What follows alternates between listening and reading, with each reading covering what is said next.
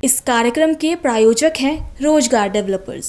नमस्कार, बर्स 24 न्यूज देख रहे हैं आप। मेरे यानी अक्षिता रावत के साथ और वक्त हो चला है नेशनल बुलेटिन का, लेकिन उससे पहले आपको बता दें हेडलाइंस। प्रधानमंत्री नरेंद्र मोदी पहुंचे गुजरात। अहमदाबाद के हंसरपुर स्थित सुजुकी मोटर प्लांट में सुजुकी के पहले वैश्विक रणनीतिक बैटरी इलेक्ट्रिक वाहन को दिखाई हरी झंडी।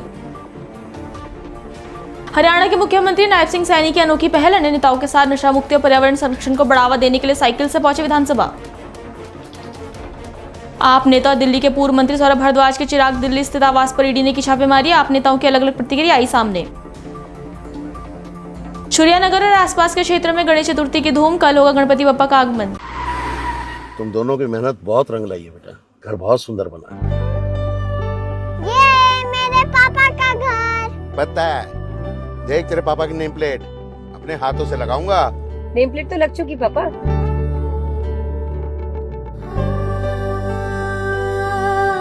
असल मेहनत तो आपने किया पापा, मुझे इस काबिल बनाने के लिए। वो जिंदगी भर किराए के मकान में रहे, लेकिन तो आज ये घर मेरा नहीं, ये है मेरे पापा का घर।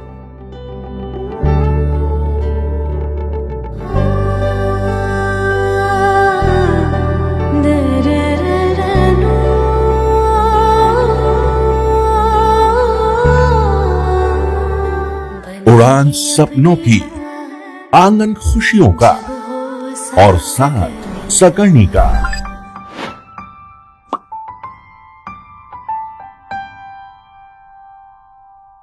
साठ वर्षों से आपके साथ मनोरंजन और संस्कार का संगम, जाह्नवी मैगजीन। चलिए देखते हैं खबरें विस्तार से। प्रधानमंत्री नरेंद्र मोदी ने अहमदाबाद के हंसरपुर स्थित सुजुकी मोटर प्लांट में सुजुकी के पहले वैश्विक रणनीतिक बैटरी इलेक्ट्रिक वाहन को हरी झंडी दिखाई।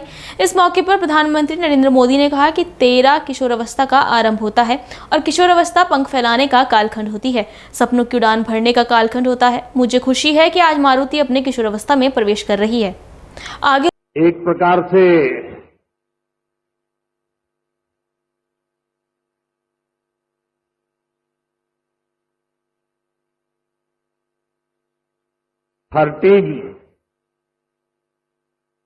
टीन एज का आरंभ होता है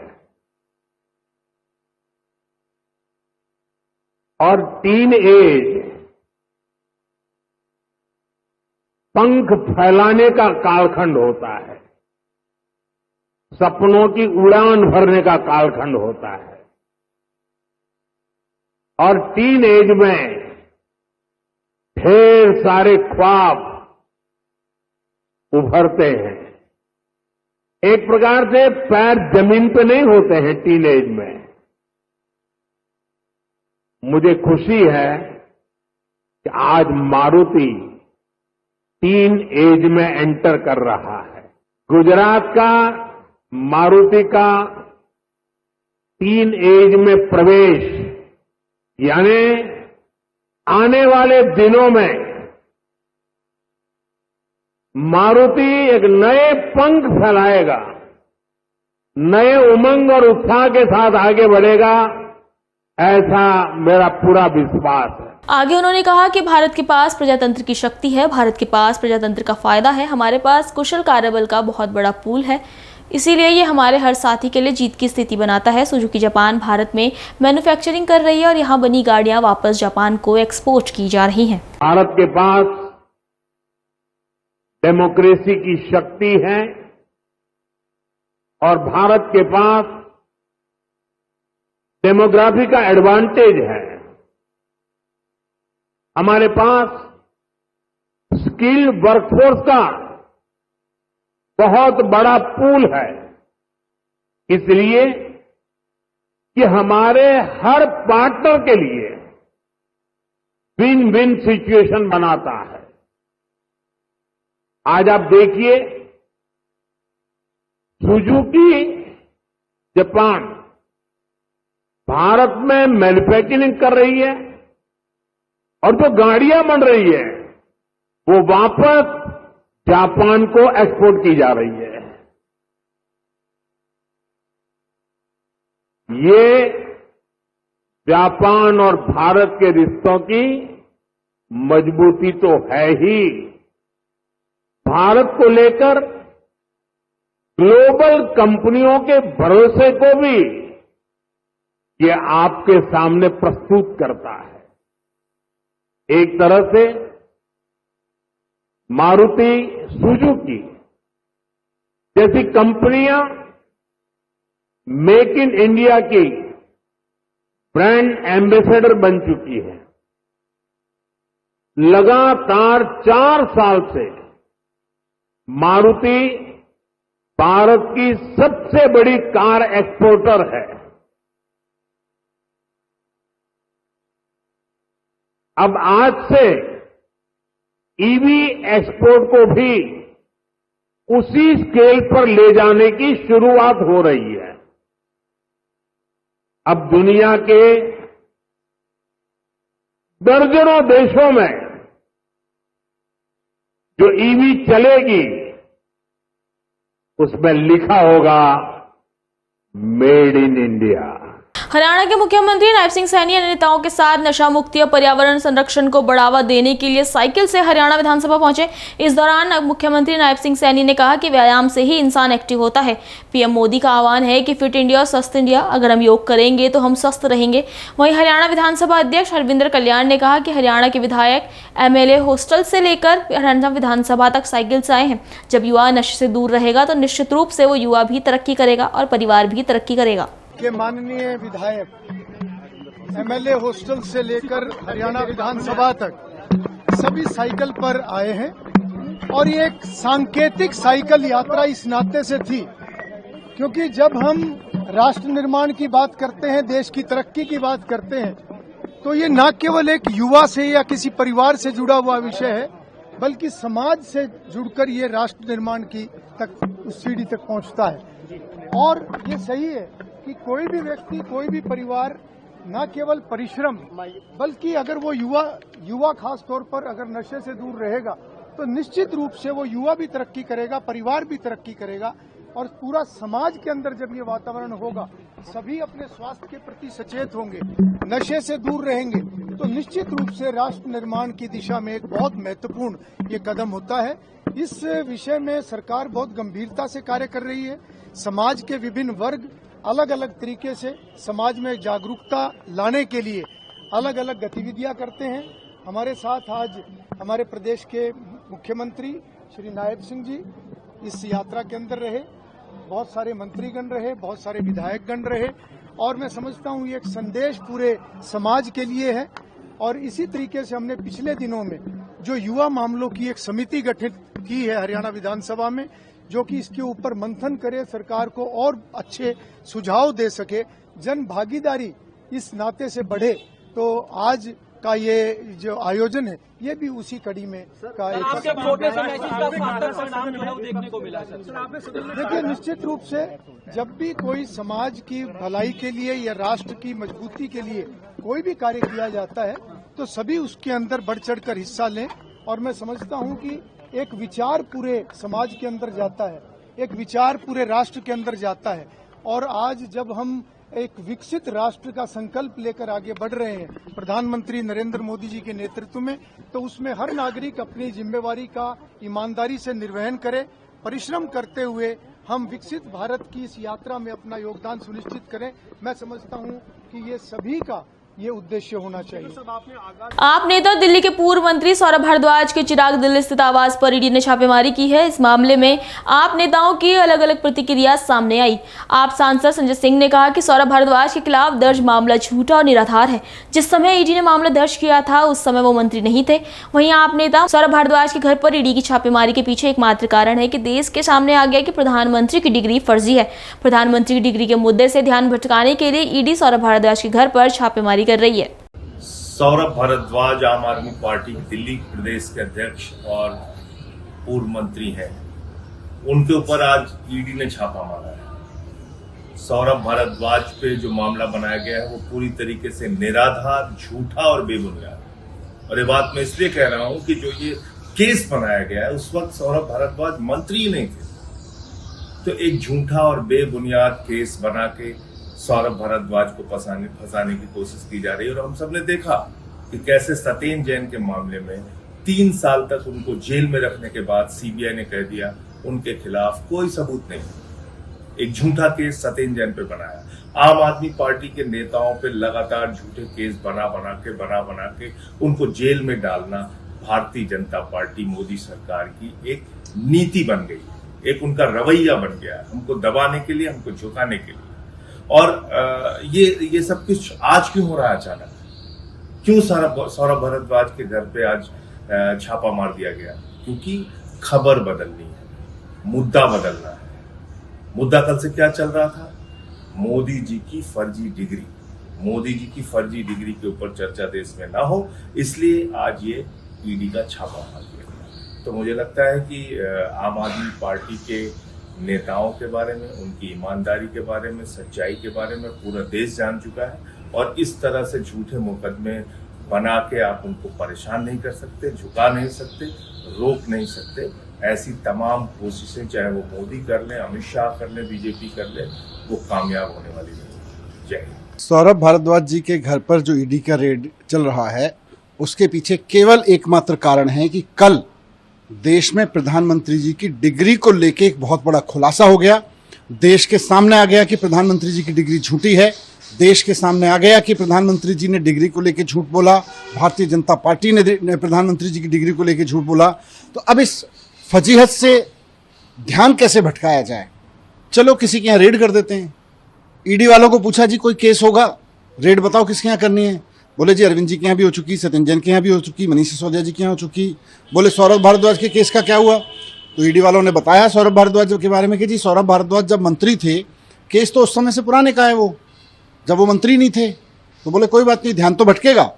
तो ध्यान भटकाने के लिए, प्रधानमंत्री जी की डिग्री के मसले से ध्यान भटकाने के लिए सौरभ भारद्वाज जी के घर पर रेड की जा रही है ईडी की। और मजाक है, बच्चा भी हंसेगा इस बात को सुन के कि सौरभ भारद्वाज के घर जिस केस में रेड हो रही है वो उसके मंत्री बनने से पहले का केस बताया जा रहा है, और रेड तब के लिए हो रही है जब वो मंत्री बना। तो हद है यार, कुछ भी कर लेते हैं। मतलब ध्यान भटकाना है, थोड़ा जवाब दे देते हैं, हाँ जी डिग्री के बारे में गलती हो गई हमसे, या डिग्री का सच ये है। यूनिवर्सिटी के लोग आके कह देते डिग्री पे बात नहीं करेंगे, फर्जी केस करेंगे। तो इनकी डिग्री भी फर्जी, इनके केस भी फर्जी। सत्येंद्र जैन का केस जैसे देखा आपने, सारा का सारा केस फर्जी निकला, वैसे ही इनके सारे केस भी फर्जी निकलेंगे और अंत में देखना सब फर्जी निकलेंगे भारतीय जनता पार्टी के लोग। लेकिन ईडी का जैसे जो इतिहास है, जो बताते हैं कि जब भी कार्रवाई होती है तो भ्रष्टाचार के गंभीर मसले को लेकर ईडी का हमेशा दावा रहता है कि हम कार्रवाई करते हैं। ईडी का केवल एक ही मसला रहता है कि भारतीय जनता पार्टी उनको कह दे कि भाई देश का ध्यान भटकाना है। प्रधानमंत्री जी की डिग्री पे जो बहुत फोकस कर रहा है देश, सोशल मीडिया से लेके मीडिया तक में, इंटरनेशनल मीडिया तक में चर्चा हो रही है कि एक देश का प्रधानमंत्री झूठी डिग्री के मामले में एक्सपोज हो रहा है। तो ईडी का काम, ईडी को काम ले लिया उन्होंने। ईडी का यही काम रह गया आजकल। ईडी का काम भ्रष्टाचार रोकना थोड़ी है। भारतीय जनता पार्टी जब फंसने लगे तो उन मुद्दों से ध्यान भटकाना है। वोट चोरी के मुद्दे पर विपक्ष एकजुट नजर आ रहा है। अब विकासशील इंसान पार्टी के संस्थापक मुकेश सहनी ने कहा कि जनता हम पर ज्यादा भरोसा कर रही है और भाजपा पर भरोसा नहीं करती है, इसीलिए उन्होंने वोट चोरी की। अगर वो वोट चोरी नहीं करते तो लोकसभा चुनाव में हमारी जीत होती और हमारी सरकार बनती। हम सब मिलकर मजबूती से लड़ाई लड़ेंगे और गठबंधन दल के सहयोग से हमारी सरकार फिर बनेगी। देखिए मिल रहा है ना, जनता भरोसा कर रहा है, इसलिए मिल रहा है। और निश्चित तौर पर इससे ज्यादा भरोसा किए थे। भरोसा उन्होंने वो मान रहा है कि जनता हम लोग पे भरोसा कर रहा है और खास करके बीजेपी पर भरोसा नहीं कर रहे हैं। तो हम पे ज्यादा भरोसा किया, उसी में से चोरी किए। और अगर वो चोरी नहीं करते तो हमारी सरकार बनता। 30-35 जगह अगर इस तरीके से अगर वोट चोरी नहीं करते तो हमारी सरकार बन गया रहता। आप जब मान रहे थे ना कि वो जो शासक कह रहे थे कि हमने इतना अच्छा काम किया है, इतना अच्छा सारा चीज किया, 400 सीट हम जीतेंगे, लेकिन वो 240 में रुक गए। इसका मतलब ये क्लियर हो गया, स्पष्ट हो गया कि जनता हम लोगों को समर्थन दे रहा था और हम लोगों को वोट चोरी करने के कारण सरकार नहीं गई। एक सवाल मैं आपसे पूछा था, फिर पूछ रहा हूँ, या तो आप अपने आप को कमतर आंकते हैं। मैं पूरी यात्रा में देख रहा हूँ आपका झंडा लाठी हर जगह है, लेकिन सीट शेयरिंग में आपको आदमी ये मान के चलता है कि अच्छा कुछ दे देंगे। आप आने वाला समय देखिएगा कि एक पार्टी के पास सीट लड़ेगा, ठीक है, और हम सब मिलकर मजबूती से लड़ाई लड़ेंगे और सरकार हम लोगों का बनेगा। तो एक पार्टी का सरकार नहीं बनेगा, गठबंधन में जितने भी पार्टी दल है सभी का सहयोग से सरकार बनेगी। इसी में जब राहुल गांधी से पूछा गया था, आपको तेजस्वी ने पीएम डिक्लेयर किया, आप तेजस्वी को सीएम डिक्लेयर करिए, तो राहुल गांधी कोई साफ साफ जवाब नहीं दिया कि सीएम वही बनेंगे। राहुल गांधी भी इससे नहीं लेंगे, सीएम तेजस्वी जी होंगे। गठबंधन के सभी दल जो है ना उस सबको मिलकर डिसीजन लेना है और कोऑर्डिनेशन कमेटी बना हुआ, तो कोऑर्डिनेशन कमेटी पे ये सारी चीज चर्चा होगा। व्यक्तिगत मुझसे पूछेगा तो मैं बोल सकता हूँ, तो राहुल गांधी जी व्यक्तिगत बोल सकते हैं, लेकिन जब सिस्टम की बात होगा तो गठबंधन के अभी तय नहीं है ना, क्लियर है कि चुनाव लड़ेंगे, लेकिन तय गठबंधन के प्लेटफॉर्म से छुरियानगर और आसपास के क्षेत्रों में गणेश चतुर्थी की धूम देखने को मिल रही है। इसी क्रम में कल गणपति बप्पा का आगमन होगा। पूजा अर्चना के बाद प्रतिमाएं पंडालों और घरों में विराजमान की जाएंगी। 11 दिनों तक श्रद्धा और भक्ति के साथ गणेश उत्सव मनाया जाएगा। युवाओं द्वारा पंडालों को आकर्षक रूप से सजाया जाएगा और भंडारे का आयोजन भी होगा। दमोह बटियागढ़ थाना अंतर्गत जोड़ी नदी में भ्रूण मिलने से हड़कंप मच गया। सुबह कुछ लोग जब नदी किनारे घूमने आए तो देखा कि पुराने पुल के किनारे नवजात का भ्रूण तैर रहा है। सूचना पर पहुंची पुलिस ने भ्रूण को बाहर निकाला और पोस्टमार्टम के लिए सामुदायिक स्वास्थ्य केंद्र बटियागढ़ में रखवाया गया है। घटना से स्थानीय समुदाय में आक्रोश है और शोक का माहौल है। बटियागढ़ थाना पुलिस एएसआई आदर्श कुमार, आरक्षक नारेंद्र सिंह मौके पर पहुंचे और शव को कब्जे में लेकर मामले की जांच शुरू कर दी है। हम लोग टहलने आए, पुराने पुल के पास से निकल रहे थे, तो जैसे ही हम लोगों ने पानी में देखा तो एक नवजात भ्रूण वहाँ पर पड़ा था। तो हम लोगों ने तत्काल पुलिस को सूचना दी। पुलिस वहाँ मौके पर पहुंची और छानबीन कर रही है। क्या नाम? अशोक शुक्ला। क्या करते हैं? यहाँ हम लोग घूमने आए थे, तो यहाँ पर हमने भीड़ इकट्ठा देखी। आए तो देखा एक भ्रूण जला हुआ था, तो इसकी जानकारी दी। पुलिस महकमा भी आया, अब इसका पता निकाल रहे हैं जी क्या है इसका आगे का देखेंगे। कितने टाइम की बात? अभी सुबह की है। मध्य प्रदेश सरकार लगातार समाज के कमजोर वर्ग के लिए नई योजनाएं ला रही है। इसी क्रम में मुख्यमंत्री बाल आशीर्वाद योजना शुरू की गई है, जिसका मकसद है ऐसे बच्चों को सहारा देना जिनके माता पिता अब इस दुनिया में नहीं है। सागर जिले में जिलाधिकारी भरत सिंह राजपूत ने इस योजना को ज्यादा से ज्यादा बच्चों तक पहुंचाने के निर्देश दिए हैं। मुख्यमंत्री बाल आशीर्वाद योजना उन बच्चों के लिए लाभान्वित होगी जिनके माता पिता दोनों की मृत्यु हो जाती है। इस राज्य सरकार की स्कीम थी, वर्तमान में से केंद्र सरकार की स्कीम स्पॉन्सरशिप के अंतर्गत लिया गया है। इसमें अब पहले बाल आशीर्वाद योजना माता पिता दोनों की मृत्यु होने से अनाथ हुए बच्चों को लाभ दिया जाता था। अब इसमें कई प्रकार की और दूसरी श्रेणियां इसमें शामिल हैं, जिसमें माता पिता दोनों की मृत्यु हो गई हो, या जिसमें माता पिता में से कोई HIV का पीड़ित हो, या परित्यक्त बच्चे हों, या पिता बहुत गंभीर बीमारी से ग्रसित हो, या पिता की मृत्यु के बाद बच्चों की आय का जरिया न हो। ऐसे बच्चों के लिए 4000 रुपये प्रति माह की राशि महिला बाल विकास की ओर से दी जाती है। वर्तमान में हमारे जिले में 482 बच्चों को इस प्रकार की राशि का उपलब्ध कराई जा रही है, जो उनकी शिक्षा और पालन पोषण पर खर्च की जाती है। अभी के लिए इतना ही। देश दुनिया की तमाम बड़ी खबरों के लिए बने रहिए पल्स 24 न्यूज के साथ। तब तक के लिए नमस्कार। तुम दोनों की मेहनत बहुत रंग लाई है बेटा, घर बहुत सुंदर बना है। ये मेरे पापा का घर। पता है, देख तेरे पापा की नेम प्लेट अपने हाथों से लगाऊंगा। नेम प्लेट तो लग चुकी पापा।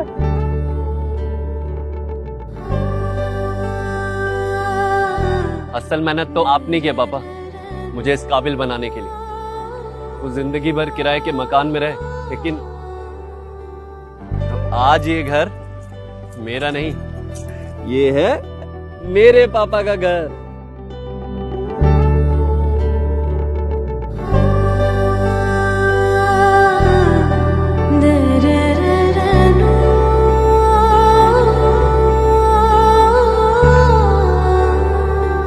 उड़ान सपनों की, आंगन खुशियों का और साथ सकर्णी का।